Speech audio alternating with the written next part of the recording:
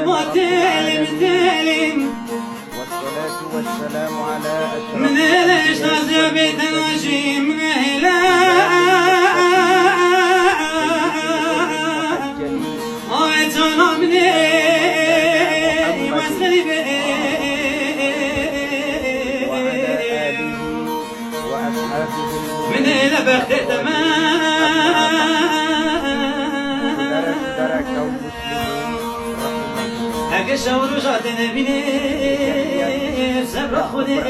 kita dalam kehidupan di dunia ini merupakan kejadian dan keberadaan yang ومن أظلم ممن افترى على الله كذبا أو كذب بآياته إنه لا يفلح الظالمون ويوم نحشرهم جميعا ثم نقول للذين أشركوا أين شركاؤكم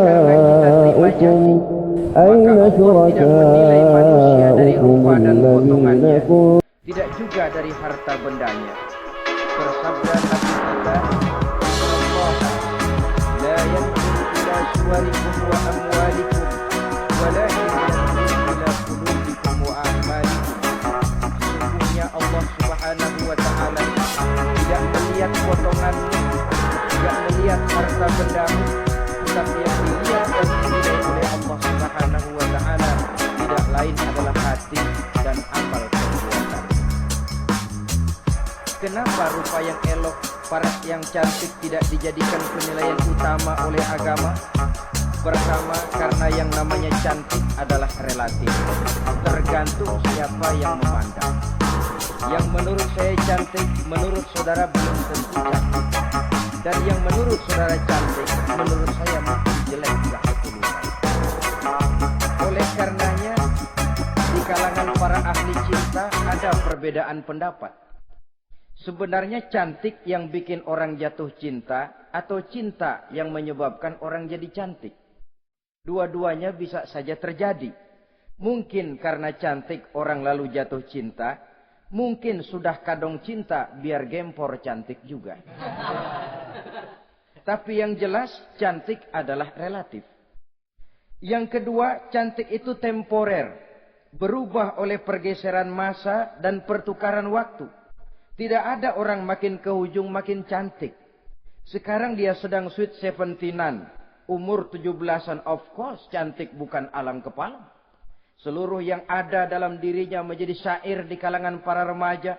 Rambutnya katanya ikal berderai, pipinya bak pauh dilayang, lalu janggutnya katanya macam lebah bergantung, alisnya macam semut beriring.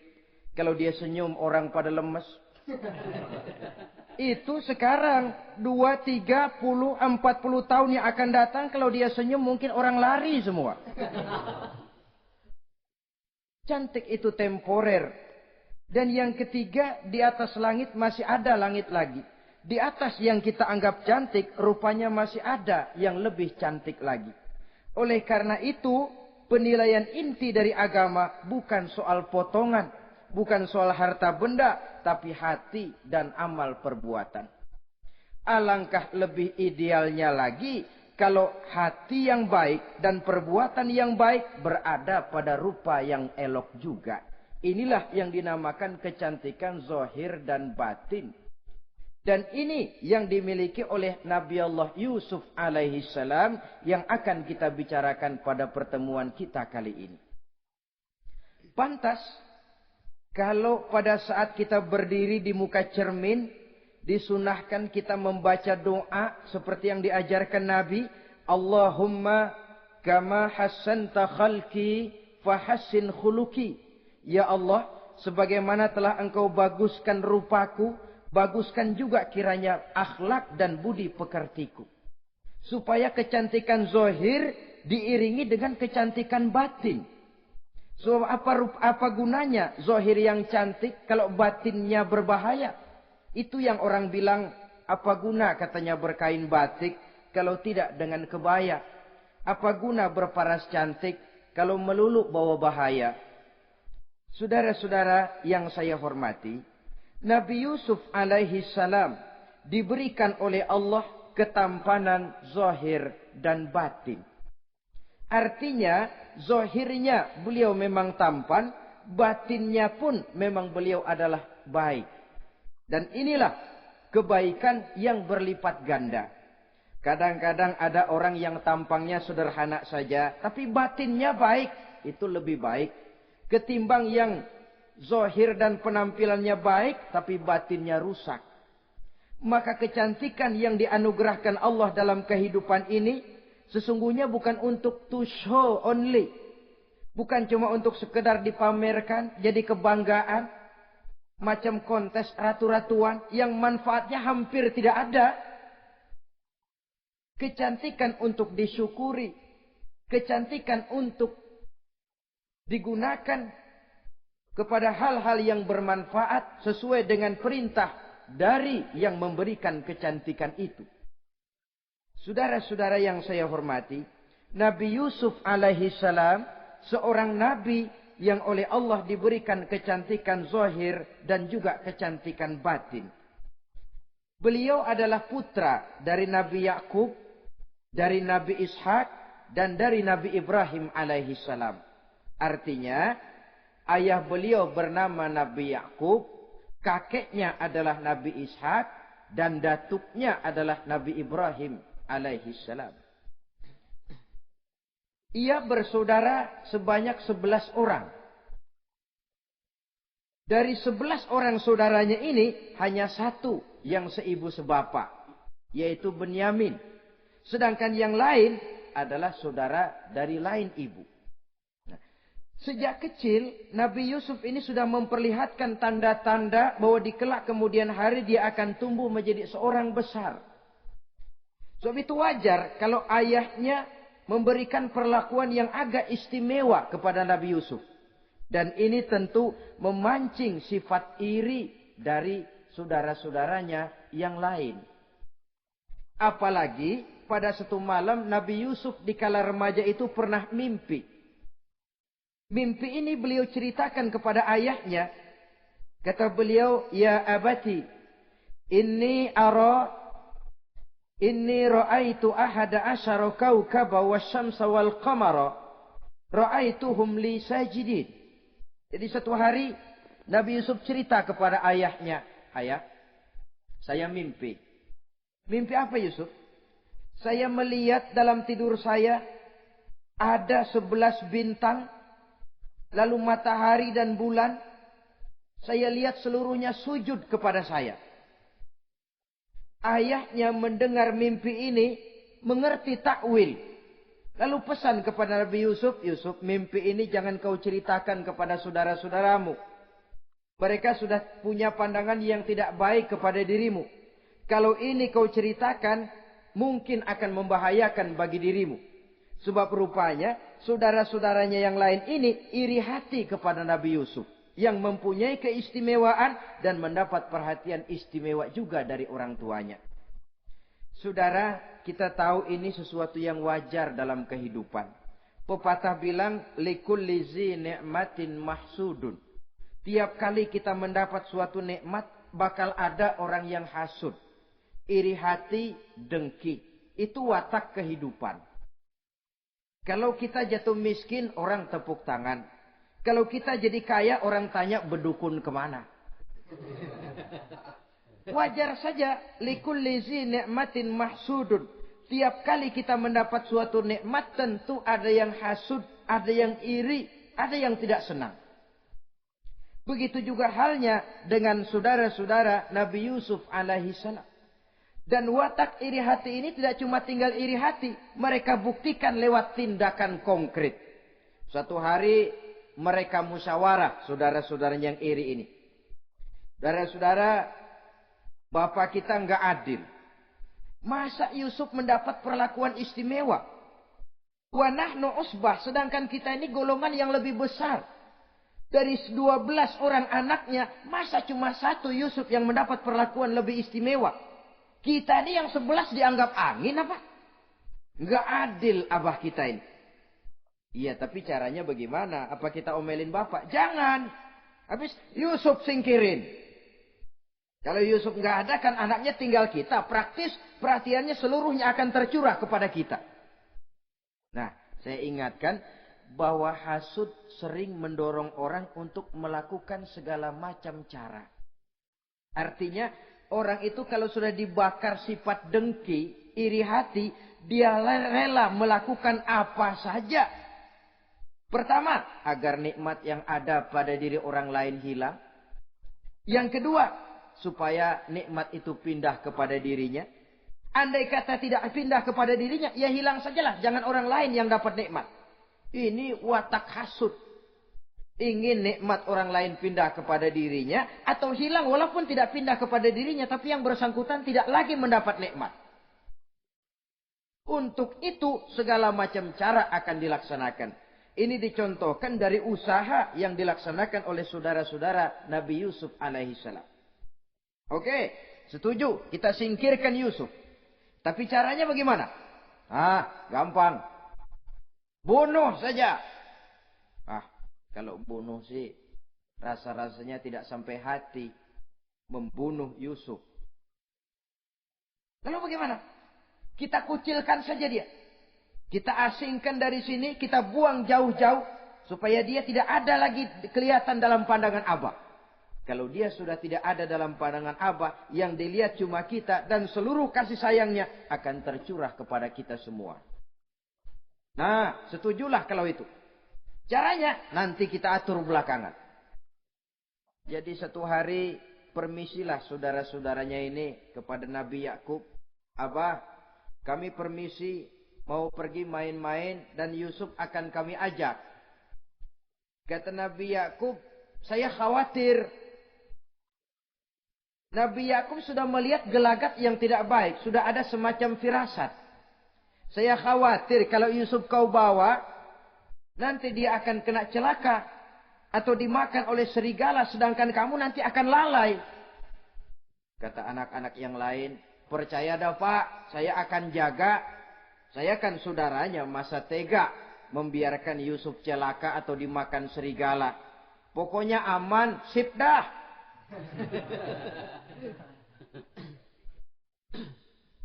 Sampai akhirnya Nabi Yakub mengizinkan. Pergilah 12 bersaudara ini pergi bermain-main. Mula-mula berkejar-kejaran, Yusuf ikut main kejar-kejaran. Lantas buka baju, Yusuf ikut buka baju. Sampai ketika tiba di tepian sebuah sumur tua, rencana yang sudah disepakati itu dilaksanakan. Nabi Yusuf diangkat beramai-ramai, digotong, lalu dimasukkan, diceburkan ke dalam sumur mati itu. Kemudian baju Nabi Yusuf itu mereka basahi dengan darah kambing. Setelah itu mereka pun pulang menemui Nabi Yakub alaihi salam dengan rasa sedih yang dibikin-bikin. Ini penyakit hasud. Jadi kalau orang hasud kepada kita, begitu kita mendapat kesulitan, dia datang dengan air mata buaya. Belaga sedih, belaga ikut berduka cita, padahal sih hatinya sorak. Padahal batinnya girang bukan main. Pak, saya ikut berduka cita, Pak, saya ikut sedih. Padahal hatinya biar mampus loh. Ini yang dilakukan oleh saudara-saudara Nabi Yusuf. Mereka datang dengan air mata berurai, nangis, Abah. Ketika kami sedang main-main, Abah, kami lupa, kami tinggalkan Yusuf sendirian. Ketika kami balik, kami cuma mendapati bajunya sudah berlumur darah. Barangkali saudara kami Yusuf dimakan oleh serigala. Nabi Yakub tercenung. Ternyata firasatnya adalah benar. Baju Nabi Yusuf itu yang berlumur darah kambing, buatan saudara-saudaranya yang hasud tadi, diciumi dan dipeluk oleh Nabi Yakub. Kepedihan seorang ayah yang ditinggalkan oleh anak tercintanya. Saudara, adapun Nabi Yusuf alaihi salam tercebur di sumur mati itu. Sampai pada satu hari ada khalifah ada kafilah niaga dari negeri Madian hendak menuju ke negeri Mesir, lewat di tempat itu. Ketika salah seorang mereka bernama Malik bin Dha'ar hendak mengambil air, timba diturunkan ke dalam sumur. Begitu diangkat, ini air kok berat amat. Makin diangkat, makin berat. Sampai di atas, bukan air, orang isinya. Ada orang di ember. Dia lihat rupanya sangat tampan, elok, cantik. Ini barangkali anak bangsawan ini. Parasnya begini cantik, begini tampan. Ini kalau dijual di Mesir nanti tentu harganya mahal nih. Order nih. Objek. Maka dibawalah Yusuf ini ke negeri Mesir. Setibanya di sana diperjualbelikan sebagai budak belian. Nah, nasib baik rupanya Yusuf ini ketika terjadi pelelangan dibeli oleh seorang pembesar istana, seorang menteri yang bernama Kitfir. Kitfir melihat, ini cantik anak remaja ini. Tampangnya elok, parasnya indah, kelihatannya budi pekertinya pun halus. Kita ambil saja ini, kata Kitfir kepada istrinya Zulaikha. Kita angkat dia jadi anak, siapa tahu nanti dia memberikan manfaat yang besar bagi kita. Baiklah. Dan sejak saat itu Yusuf dipelihara di rumah Kitfir dalam istana yang tinggal bersama istrinya Zulaikha. Menurut satu riwayat 10 tahun lamanya Nabi Yusuf tinggal di tempat Kitfir. Dan selama 10 tahun itu tentu terjadi perkembangan baik jasmaninya maupun rohaninya. Dari anak-anak ia berubah menjadi remaja, lalu meningkat ke arah dewasa. Makin matang kedewasaannya, makin tampan dan elok parasnya. Makin cantik budi pekertinya, ditempa oleh watak kenabian yang disiapkan oleh Allah Subhanahu wa Ta'ala. Sehingga tidak heran, ketampanan Nabi Yusuf ini lalu jadi buah bibir di kalangan istana. Tidak cuma anak perempuan bangsawan, tidak cuma istri para penguasa, sampai kepada kelompok orang awam selalu berandai-andai. Kalau saja, andai kata, umpama saya bisa berdampingan dengan Yusuf, kalau saja. Kata-kata kalau saja ini keluar dari perempuan-perempuan yang melihat Yusuf alaihissalam. Dan yang unik, kecantikan Nabi Yusuf itu, kalau dia berdampingan dengan orang yang jelek, si jelek ini ikut sedikit cantik. Biasanya kan kalau ada orang ganteng duduk berdampingan sama orang jelek, yang ganteng makin kelihatan kegantengannya, yang jelek makin demek. Itu biasanya. Tapi kecantikan Nabi Yusuf ini tidak mengangkat orang lain. Nah, rupanya yang tertarik kepada ketampanan Nabi Yusuf ini tidak cuma perempuan-perempuan lain, juga termasuk Siti Zulaikha, istri daripada Kitfir, yang merupakan ibu angkatnya. Kalau pada mulanya Zulaikha merawat Nabi Yusuf sejak kecil dengan harapan nanti akan membawa manfaat. Setelah dilihatnya makin lama makin tampan, makin lama makin cantik, makin lama makin rupawan. Berubah rupanya rasa kasih sayang seorang ibu menjadi kasih sayang seorang perempuan kepada laki-laki. Dia merindukan saat-saat di mana dia bisa mencurahkan rasa hatinya itu kepada Nabi Yusuf alaihi salam.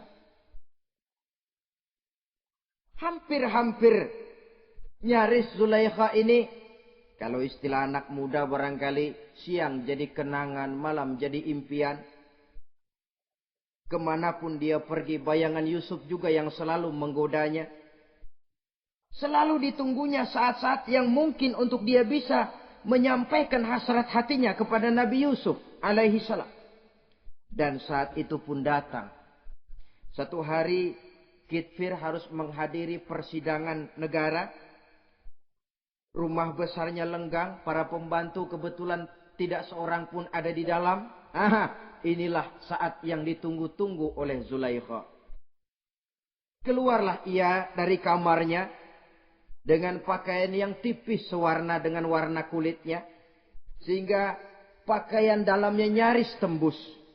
Dengan langkah yang diatur sedemikian rupa, memancing rangsangan, ia datang menghampiri Yusuf alaihi salam.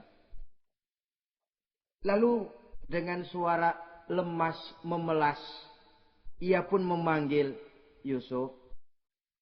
Ada apa tuanku? Sini yang. Kalau bahasa kita. Melihat, mendengar suaranya yang lain dari hari-hari biasa. Apalagi melihat pakaian Zulaikha yang begitu tipis. Jantung Nabi Yusuf berdetak sangat cepat. Darah mengalir dengan cepat. Maklum, beliau juga manusia, laki-laki, normal terlepas dari kenabiannya. Jantungnya dak-dik-duk. Kemari Yusuf, sini. Ada apa tuanku? Sudah lama Yusuf. Lama apa tuanku? Saya memendam rindu kepadamu Yusuf. Siang malam engkau juga yang jadi tumpuan harapan saya. Kemanapun saya pergi seakan wajahmu juga yang saya lihat Yusuf. Tidur saya jadi tak nyenyak. Makan saya tak pernah membawa kekenyangan Yusuf. Tidur yang biasanya mendatangkan semangat seolah semuanya pergi meninggalkan saya Yusuf. Hembusan sepoi pagi mengusap bunga merekah dalam taman yang biasanya membawa keindahan. Semuanya telah berganti dengan keindahan wajahmu Yusuf. Sinilah sebentar, penuhi hasrat hati saya. Saya segan tuanku. Segan kenapa Yusuf? Saya tidak mau mengkhianati Tuhan saya yang telah berbuat baik kepada saya. Apakah saya juga tidak pernah berbuat baik kepadamu? Benar, Tuhan juga berbuat baik kepada saya. Tapi pantang saya mengkhianati majikan saya. Yusuf, sekarang kesempatan yang baik. Kitfir, suami saya, sedang menghadiri persidangan penting di negara, di istana. Dan rasanya akan lama dia baru kembali. Sementara para pembantu kita tidak ada di sini. Saya malu tuanku, saya segan. Malu kepada siapa? Tidak ada yang tahu, tidak ada yang lihat. Allah. Saya takut, saya malu kepada Allah tuanku. Padahal kalau menurut ukuran hati, Quran menjelaskan walaqad hammat bihi wa hamma biha. Sebenarnya Zulaikha cinta kepada Yusuf, Yusuf pun senang kepada Zulaikha. Saat itu iblis sibuk bukan main memasang jerat, pasang besi berani biar pada nyetrum.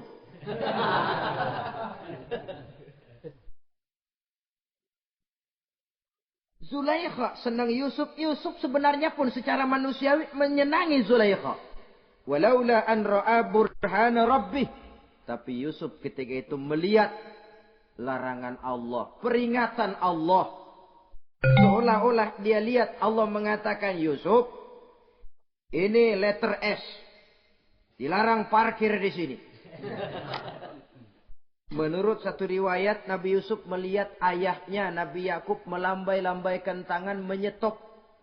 Seolah-olah melarang dia meneruskan langkahnya. Riwayat lain menjelaskan, seolah-olah Nabi Yusuf dibisiki oleh malaikat Jibril. Yusuf, kalau kamu kalah sekarang, kamu sama saja gajah kemasukan semut di kupingnya terus mati. Tapi kalau kamu menang, kamu adalah gajah yang tidak terkalahkan. Ada semut mati oleh, ada gajah mati oleh semut. Alangkah memalukan. Binatang yang begitu besar jatuh hanya oleh binatang yang begitu kecil. Artinya apa? Kau akan jadi orang besar Yusuf. Apakah harus gagal dan jatuh cuma karena bujuk rayu seorang perempuan macam ini? Satu riwayat menjelaskan semacam itu. Sehingga mantap Yusuf, maaf tuanku, saya malu kepada manusia, saya malu kepada majikan, tapi saya lebih malu lagi kepada Allah. Saat ini majikan tidak tahu, orang seorang pun tidak ada yang lihat, tapi Allah pasti lihat. Itu yang saya malu. Ah Yusuf, jangan sok kalem Sob. Mumpung situasi mengizinkan, mubazir nih. Zulaikha pun berangkat pergi ke tempat pembaringan, ke tempat tidur.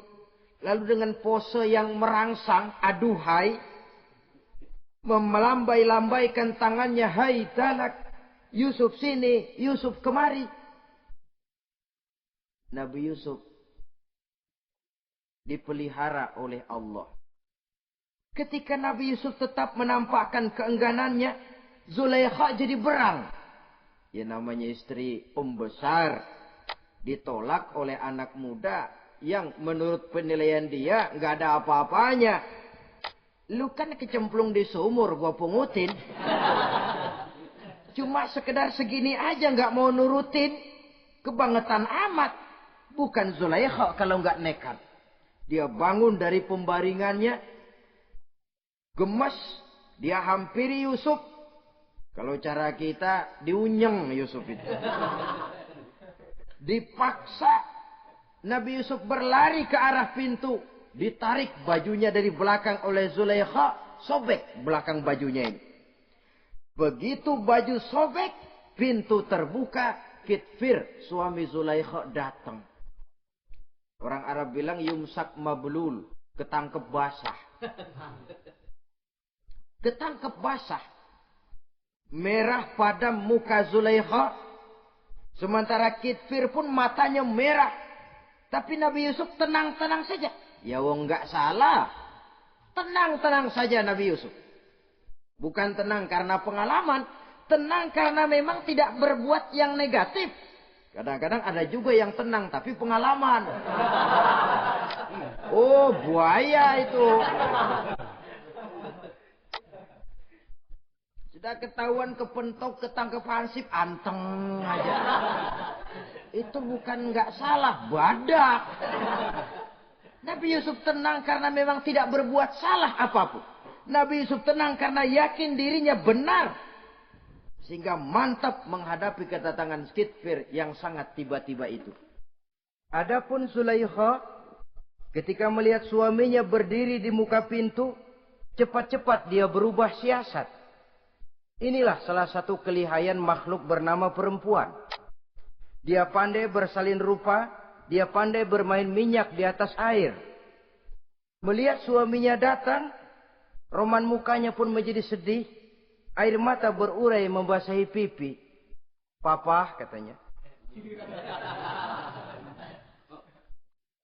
Apa balasan bagi orang yang mau menistakan istri papa? Maksudmu apa, Zulaikha? Yusuf gile. Dia mencari kesempatan dalam kesempitan. Dia mau menodai kehormatan saya. Dia hendak memperkosa saya. Kata Nabi Yusuf, bukan saya, Tuan. Saya enggak. Yang benar Yusuf, enggak. Zulaikha yang memaksa saya. Betul Zulaikha, tidak. Yusuf yang memaksa saya. Sampai akhirnya salah seorang dari isi rumah itu memberikan jalan keluar. Tuan Kitfir, begini saja. Sulit memang untuk dilacak kebenarannya. Cuma periksa saja baju Yusuf. Kalau bajunya sobek di belakang, Yusuf benar. Zulaikha salah. Kalau baju Yusuf sobeknya di depan, Zulaikha yang benar. Yusuf yang salah. Nah, apa artinya itu? Kalau bajunya sobek di belakang kan artinya Yusuf kabur ditarik dari belakang. Tapi kalau bajunya sobek di depan, itu artinya Zulaikha nyakar-nyakarin baju Yusuf dari depan. Lihat saja. Pokoknya kalau bajunya sobek di belakang, Yusuf benar, Zulaikha salah. Kalau baju Yusuf sobek di depan, Yusuf salah, Zulaikha benar. Ketika diperiksa, dicek bajunya, betul sobek di belakang. Artinya Yusuf benar, Zulaikha yang salah. Kata Kitfir, Zulaikha, jelas sudah bagaimana kejadian yang sebenarnya. Oleh karena itu, bertaubatlah kamu kepada Allah. Dan kau Yusuf, jangan ceritakan peristiwa aib ini kepada siapapun. Untuk menjaga nama baik kita bersama. Baik Tuan. Saudara-saudara kaum muslimin yang saya hormati.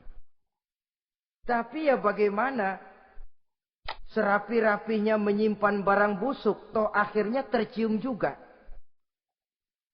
Gosip ini akhirnya tersiar di mana-mana, terutama di kalangan para pembesar. Sehingga kalau kumpul para istri pejabat, Zulaikha jadi bahan gunjingan. Kan main bini menteri demen sama budaknya. Nggak salah apa tuh? Jadi bahan ejekan. Ya sebab tentu ukuran mereka yang belum pernah ngelihat Yusuf, kalau duren ketemu duren dong. Masa duren ketemu ketimun ya bonyok. Artinya nggak seimbang. Masa istri bangsawan tergila-gila sama anak angkatnya, sama budak beliannya, nggak masuk rasio itu. Zulaikha dengar berita macam itu. Sampai dalam hatinya, pantas saja kamu ngenyek saya. Kamu meremehkan saya karena kamu belum pernah lihat potongan Yusuf bagaimana. Akhirnya dalam hati Siti Zulaikha ini timbul semacam dendam. Suatu saat gua kerjain lo. Caranya gimana? Satu hari para istri bangsawan ini diundang ke tempat Siti Zulaikha. Duduk di satu ruangan luas. Setelah duduk dihidangkan makanan. Makanannya aneh.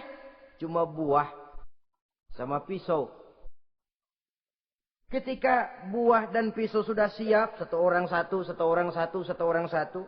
Ketika mereka sedang mengupas buah itu. Zulaikha berkata kepada Nabi Yusuf. Yusuf, kau jalan. Dari sini ke sana. Melintas. Kayak peragawati gitu. Untuk apa Tuhan? Pokoknya jalan aja dah. Nabi Yusuf jalan. Sejak beliau melangkah ke ruangan itu, semua mata perempuan-perempuan bangsawan yang lagi ngupas buah, semuanya tertuju kepada Yusuf. Ada yang matanya emang belok, makin belok. Ada yang ngeliatin campur mulutnya menganga. Apa kata mereka? Falamma ra'ainahu akbarnahu wa qatta'na aydiyahunna wa qulna hasya lillah ma hadza bashar in hadza illa malakun karim. Falamma ra'ainahu, ketika perempuan-perempuan itu melihat Yusuf, akbarnahu, mereka agungkan Yusuf. Wa qulna hasya lillah, mereka bilang, ini sih bukan orang nih. Ini malaikat nih. Bukan orang. Nah, orang segini cakepnya. Artinya belum pernah mereka lihat paras yang secantik dan setampan itu. Akibatnya apa? Nggak berasa mau motong buah keiris tangan. Rata-rata perempuan yang ada di situ tangannya pada luka. Kenapa? Mau motong buah, mata kemana, mulut kemana, tangan kepotong. Melihat itu semua, Zulaikha puas. Nah, kamu baru melihat sekejap. Bagaimana saya yang siang malam melihat Yusuf? Bagaimana saya yang tiap saat hidup bersamanya? Bagaimana saya nggak merindukan dia? Ente yang baru pernah ngelihat sekelebatan udah motong tangan. Saya yang tiap hari sama-sama dia nggak celeng juga udah pantas.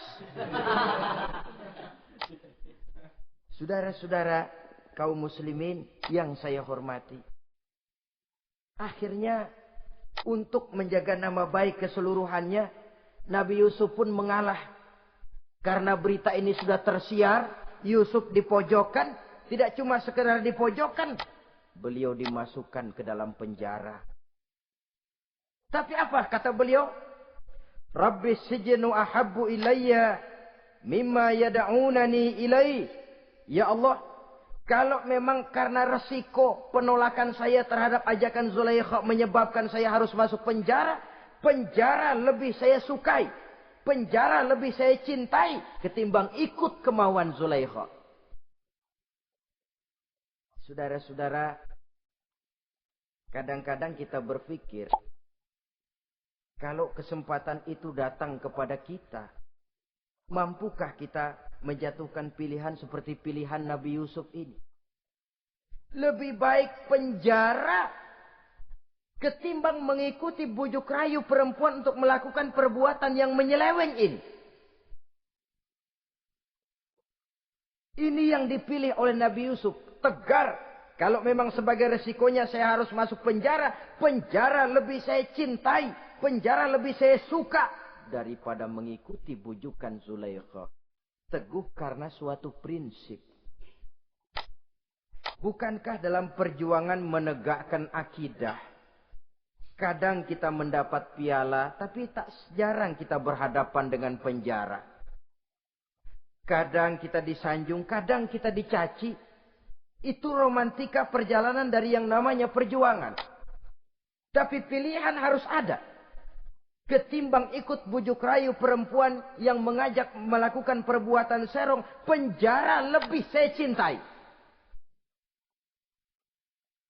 Sudah pada saat hendak diajak tidak ada yang melihat, beliau menolak. Akibat penolakannya pun masuk penjara, tapi penjara lebih menyenangkan hatinya. Ketimbang hidup merdeka, tapi jiwa terpenjara. Inilah Nabi Yusuf barangkali. Biar badan masuk penjara, asal jiwa merdeka.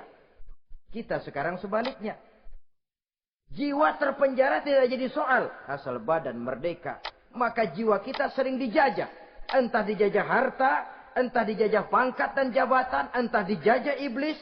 Jiwa kita yang terpenjara, sementara badan kita merdeka. Nabi Yusuf tidak. Biarlah badan di penjara, asal jiwa merdeka untuk menegakkan sesuatu yang hak. Saudara-saudara yang saya hormati. Adapun di dalam penjara itu, Nabi Yusuf satu sel dengan 2 orang bekas pelayan istana yang dituduh menaruh racun ke dalam hidangan yang hendak disajikan kepada raja. Yang satu tukang ngatur minuman, yang satu tukang ngatur makanan untuk raja. Siapa yang naruh racun nggak jelas, tapi dua-duanya ditahan. Sampai satu malam, teman satu sel ini dua-duanya ngobrol kepada Nabi Yusuf. Yusuf, kami ini dipenjara karena dituduh menaruh racun ke dalam hidangan yang dihidangkan kepada baginda raja. Siapa yang salah, kami sendiri tidak tahu. Saya enggak ngerasa naruh racun, kata yang tukang ngatur minum. Saya juga enggak, kata yang tukang ngatur makan. Sampai satu malam, mimpi. Mimpi itu diceritakan kepada Nabi Yusuf. Kata yang tukang ngatur minuman, Yusuf, saya mimpi. Saya memeras anggur. Lalu menghidangkannya kepada baginda raja. Apa arti mimpi saya? Kata yang tukang hidangin makanan, kalau saya Yusuf, saya ngimpi menjunjung roti di atas kepala saya, itu roti dipatokin burung. Apa arti mimpi saya? Saudara-saudara, Nabi Yusuf tersenyum. Adapun kamu yang mimpi memerah anggur, kamu akan keluar dari penjara bebas dan akan kerja lagi di istana. Adapun kamu yang mimpi menjunjung roti dipatokin burung, kamu akan dihukum mati, disalib, dan kepalamu akan dipatokin oleh burung. Ini tukang roti ngotot, bisa aja lu ah. Ya lempengan apa ramalannya? Ya bukan soal bisa nggak bisa, lihat aja kenyataannya. Cuma kepada kamu yang tukang ngatur minuman, saya pesan, kalau nanti kamu bebas kembali di istana raja, tolong ceritakan ihwal saya kepada baginda raja ini. Saya mendekam di penjara ini tanpa berbuat salah apapun. Baik, insya Allah Yusuf. Dan ketika persidangan memutuskan, seperti tepat yang diramalkan Nabi Yusuf. Si tukang menghidangkan makanan dihukum mati, si tukang menghidangkan minuman kembali kerja di istana. Tapi begitu kerja, dia lupa sama pesan Nabi Yusuf. Itu biasanya watak orang memang begitu. Kalau dalam keadaan kepepet, macam-macam janjinya. Begitu keadaannya longgar, lupa sama janjinya. Sehingga ada pepatah katanya, nolongin anjing kejepit. Waktu kejepit, kaing-kaing minta ditolongin. Begitu darah ditolongin, yang nolongin bisa digigit. Saudara hadirin yang saya hormati, sampai bertahun-tahun Nabi Yusuf mendekam dalam penjara. Tapi itulah yang menambah kedewasaannya. Maka orang beriman ya, yang mantap nilai imannya, tempat tidak jadi soal. Kadang-kadang dia merasakan penjara lebih indah dari alam terbuka. Banyak orang-orang beriman yang justru di penjara menghasilkan karya-karya besar. Kita tahu misalnya almarhum Hamka, justru di penjara bisa menyelesaikan tafsir Al-Azharnya. Salah satu karya besar pujangga terkemuka ini. Macam Hasan Al-Banna, Abdul Qadir Audah, dan banyak lagi tokoh-tokoh Ikhwanul Muslimin. Merasakan justru penjara itu bagaikan sorga. Kenapa? Mereka yakin di penjara untuk sesuatu yang benar. Maka tempat tidak pernah jadi masalah. Kalau jiwa merdeka, puluhan tahun mendekam di penjara, tidak akan merupakan satu rasa yang lama. Kenapa? Jiwa tidak bisa dibatasi oleh ruangan 2 kali 3 meter. Jiwa yang merdeka tidak bisa dibatasi dengan teralis besi. Jiwa yang merdeka tidak bisa dibatasi dengan dinding tembok yang tebal. Jiwa yang merdeka mengembara, melanglang buana, mencari idealisme yang ada dalam dirinya. Itu yang dirasakan oleh Nabi Yusuf alaihissalam. Untungnya, satu malam raja ngimpi. Untungnya ini. Ngimpinya luar biasa. Ada 7 ekor lembu gemuk-gemuk. Makanin 7 ekor lembu yang kurus-kurus. Lalu ada 7 batang gandum yang isinya gemuk-gemuk. Ada 7 batang gandum yang sudah layu-layu. Nah, pagi-pagi ini seluruh dukun-dukun istana dikumpulin. Para ahli nujum apel menghadap baginda raja. Nujum, dukun, ada apa Tuan Raja? Tadi malam saya ngimpi.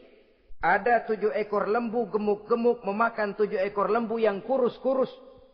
Coba takwilkan apa arti mimpi saya itu. Dukun kata, baru tumben nih. Ku dengar mimpi begini. Kata Nujum ditanya Nujum godek. Ah, Tuan Raja itu mah kembang tidur aja kali ah. Tidak seorang pun yang mampu mentakwilkan arti mimpi baginda. Sampai tukang minuman dengar lapor. Tuan Raja, ada apa, Mas? Saya waktu di penjara, ada seorang anak muda namanya Yusuf. Dia mentakwilkan mimpi saya dan pas seperti takwilnya. Ah, panggil Yusuf. Dipanggil Yusuf. Kain pintu penjara. Masuk tukang anggur, tukang minuman ini. Yusuf. Ente? Iya. Kemana aja? Itu dia Yusuf, kelupaan. Iya, kalau kelupaan sehari 2 hari barangkali bisa ditolerir. Kelupaan bisa tahunan. Cuma begitu dengar ada mimpi, pikir tukang minuman. Ah, kali aja ini Yusuf bisa takwilkan, kan jasa saya nemuin Raja sama Yusuf kan. Komisi lumayan. Begini Yusuf, baginda Raja mimpi begini-begini. Barangkali kau bisa takwilkan, kau dipanggil menghadap Tuan Raja. Berangkatlah Yusuf menghadap Tuan Raja. Sesampainya di sana, mohon maaf Tuan Raja. Menurut takwil saya, arti mimpi Tuan Raja itu akan datang satu masa di mana 7 tahun lamanya negara ini subur, makmur, aman, tentram, gemah, repah, loh jenawi, toto tentrem, kertora harjo. Tapi akan datang setelah itu 7 tahun lamanya di mana musim kemarau membahana, tanah menjadi kering, panen gagal, rakyat diancam kelaparan. Dan kita harus siap-siap untuk itu. Itu takwil mimpi Tuhan. Caranya bagaimana, Yusuf? Mengatasi krisis kelaparan ini. Ya, kita bikinlah gudang-gudang untuk menyimpan makanan. Kalau lagi panen jangan mumpung. Ingat pada suatu saat kita akan paceklik. Sehingga kata orang-orang tua dulu, kalau lagi sehat, ingat dong, bakalan sakit. Kalau lagi kaya, ingat dong, bakalan miskin. Semuanya itu milik daripada kehidupan. Tidak ada orang yang ketawa terus dalam hidup. Tidak ada orang yang nangis terus. Semuanya silih berganti, datang pergi, patah tumbuh, hilang berganti. Dunia hari ini bikin kita ketawa, besok dia buat kita menangis. Hari ini dibuatnya kita senyum, besok dibuatnya kita berurai air mata. Hari ini dijadikannya kita kaya, besok dijadikannya kita kere. Pantas kalau orang bilang, wamal hayatud dunya, Allah mengatakan wamal hayatud dunya illa lahwun wa la'ib. Hidup dunia ini cuma sandiwara. Tiap kita sekarang sedang memegang peranan. Ketika memegang peranan, ya jadi orang kaya peranan, jadi kiai peranan, jadi jenderal peranan. Sama saja dengan wayang golek. Gatot Kaca yang bertulang kawat berotot baja, punya ajian beraja musti, gagah perkasa, bisa terbang di angkasa. Hebat perkasa Gatot Kaca. Kapan? Waktu dipegang dalang. Betul apa benar? Gagahnya Gatot Kaca, sakti mandragunanya sang Gatot Kaca. Kapan itu? Waktu dipegang dalang. Begitu peranannya selesai, sama dalang dimasukin ke kotak, diam aja Gatot Kaca. Terbang kek? Enggak, diam aja. Begitulah kehidupan ini. Gagah kita menyandang bintang 4 di pundak. Gagah kita membawa harta yang banyak. Gagah kita membawa jabatan ini dan itu. Waktu oleh sang sutradara dimasukkan ke dalam lubang yang luasnya tidak lebih 1 kali 2 meter. Enggak bekutik. Enggak ada yang lawan. Jenderal yang berbintang 4 dilonjorin, dia yang lihat anteng aja. Habis peranan sudah sampai di situ. So itu wajar. Kata Nabi Yusuf, kalau lagi panen, ingat pada suatu saat kita akan paceklik. Jangan giliran panen, panen besar. Di daerah-daerah kita lihat, sudah panen pesta pora. Bukan bersyukur kepada Allah. Tapi kegembiraan itu diwujudkan dalam bentuk lain. Tontonan yang membuat lupa diri, bermabuk-mabukan. Sehingga kadang-kadang kalau di daerah itu katanya kalau musim panen, musim kawin. Musim paceklik, musim cerai. Saudara-saudara kaum muslimin yang saya hormati. Karena itu, dalam satu hadis Nabi ingatkan, ta'arraf ilallah firraha ya'rifka fisyiddah. Ingatlah kepada Allah di waktu kamu senang, supaya Allah ingat kepadamu waktu kamu susah. Kalau waktu senang kita lupa kepada Allah, ya wajar. Kalau waktu susah, Allah juga lupain kita. Dalam terjemahannya dengan kehidupan beragama, وَمَنْ أَعْرَضَ عَنْ ذِكْرِي فَإِنَّ لَهُ مَعِيشَةً ضَنْكَ وَنَحْشُرُهُ يَوْمَ الْقِيَامَةِ أَعْمَى. Siapa yang berpaling daripada peringatanku, kata Allah, aku akan berikan dia penghidupan dan kehidupan yang sempit. Sempit itu apa lalu tidak punya duit? Punya duit. Apa tidak punya harta? Banyak harta. Tapi banyaknya harta, tumpukan duit tidak membuat hatinya makin luas. Tidak membuat hidupnya makin lapang. Sempit, sempit, dan sempit. Itu azab. Yang paling celaka. Wa nahsyuruhu yaumal qiyamati a'ma. Di akhirat kami kumpulkan dia bersama orang-orang buta. Allahu Akbar. Di padang mahsyar, dikala orang sibuk. Pusing dengan urusan masing-masing. Buta lagi. Yang gak buta aja pusing.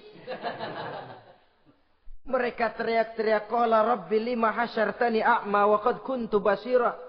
Ya Allah, kenapa kami buta? Padahal waktu di dunia kami melihat.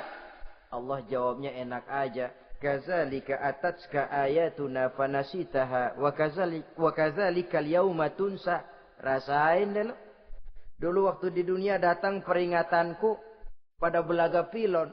Kamu lupakan. Sekarang juga pantas kamu dilupakan. Waktu susah kamu lupa, waktu senang kamu lupa Allah. Waktu susah juga pantas kamu dilupakan Allah. Waktu di dunia kau berpaling dari peringatan Allah. Kalau sekarang Allah berpaling kepadamu juga adil. Walaupun kalau Allah mau tidak berpaling juga adil. Sebab Allah itu mutlak. Tidak ada yang membatasi apa yang dimaui oleh Allah. Saudara-saudara kaum muslimin, itu pesan Nabi Yusuf.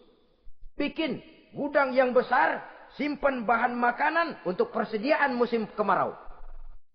Kalau begitu sekalian aja deh Yusuf. Sekalian bagaimana Tuan Raja? Kau saya angkat jadi menteri urusan makanan dan urusan kemakmuran. Tuan Raja, apa enggak terburu-buru? Kau bisa mentakwilkan mimpi saya, bahkan kau bisa mencari jalan keluar. Ini sudah sesuatu yang menguntungkan Yusuf. Mencari jalan keluar ini pemikiran yang menteri saya belum bisa berpikir kayak kamu. Sudah, kau pegang jabatan ini. Nabi Yusuf tidak minta diberi